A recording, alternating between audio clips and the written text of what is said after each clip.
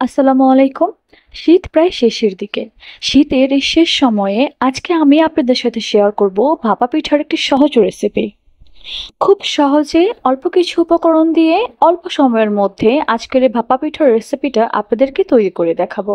আশা করছি এই রেসিপিটা আপনাদের কাছে ভালো লাগবে। আজকের রেসিপির জন্য প্রথমেই আমি একটা মিক্সিং বোলে প্রায় 4 কাপের মতো পোলাও চালের গুঁড়া নিয়ে নিয়েছি। আপনারা চাইলে সিদ্ধ চাল বা আতপ চাল যেকোনো একটা দিয়ে করতে পারেন। বাজারে শুকনো চালের গুঁড়া পাওয়া যায়, আপনারা চাইলেই ও শুকনো চালের গুঁড়া দিয়েও করতে পারেন। দিয়ে দিচ্ছি পরিমাণ মতো লবণ। লবণের সাথে চালের গুঁড়াটাকে খুব ভালোভাবে আমি এখন মিক্স করে নিব।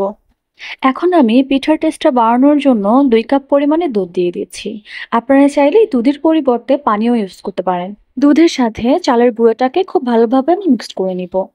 দুধ বা পানি যেটাই আপনারা এখানে ইউজ করেন না কেন, এটার পরিমাণটা মেনটেন করা এখানে খুব ইম্পর্টেন্ট। দুধ বা পানি যেটা ইউজ করেন না কেন, যে কোনো একটার পরিমাণ যদি কম হয়ে যায়, দেখা যায় পিঠাগুলো ভেঙে যায় এবং পিঠাগুলো ভেতরে কাঁচা থেকে যায়। যখন চালের গুঁড়াটাকে এরকম মুঠবন্দি করা যাবে এবং ভাঙার পরে এরকম ঝরঝরে হয়ে যাবে, তখনই বুঝতে হবে যে চালের গুঁড়াটা রেডি। এখন আমি এই চালের গুঁড়াটাকে কিছু সময়ের জন্য রেস্টে রেখে দিচ্ছি। এখন আমি ভিজানো চালের গুঁড়াগুলাকে একটি ঝাঁঝরার সাহায্যে খুব ভালোভাবে চেলে নেব।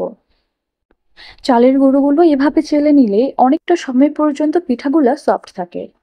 পিঠার জন্য চালের গুঁড়াটা রেডি। আজকের পিঠার জন্য আমি নিয়ে নিয়েছি এখানে ফ্রেশ কোরানো নারিকেল, নিয়ে নিয়েছি খেজুরের গুড়। সবগুলো উপকরণ রেডি। এখন আমি পিঠা বানাতে চলে যাচ্ছি। প্রথমে আমি পিঠার জন্য এরকম একটা সাজ নিয়ে নিয়েছি। এটা বাজারে কিনতে পাওয়া যায়। চালের গুঁড়াগুলো নিয়ে এভাবে চারদিকে সরিয়ে দিয়ে মাঝখানে আমি একটু করে ফাঁকা করে রাখছি। এখন এই ফাঁকা জায়গার মধ্যে আমি দিয়ে দিচ্ছি পরিমাণ মতো নারকেল। আপনারা যে যেমন খেতে পছন্দ করেন। দিয়ে দিচ্ছি পরিমাণ মতো খেজুরের গুড়।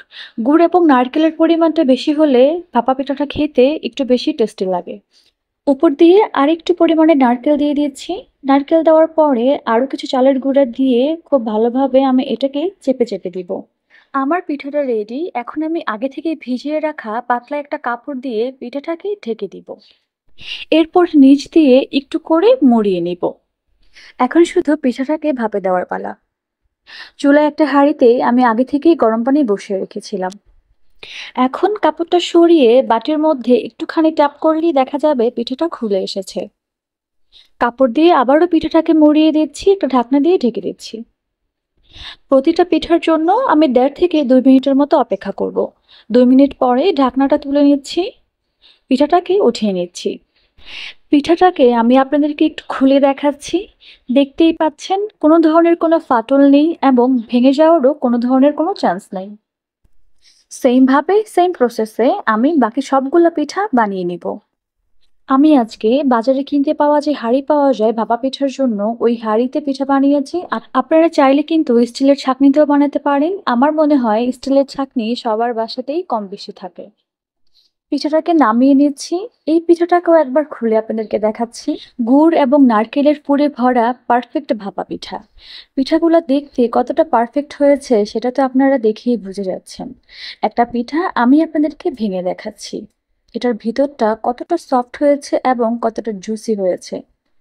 আমি একদমই সহজভাবে আজকের এই ভাপা পিঠার রেসিপিটা তৈরি করার চেষ্টা করেছি। আশা করছি রেসিপিটি আপনাদের কাছে ভালো লেগেছে। Thanks for watching.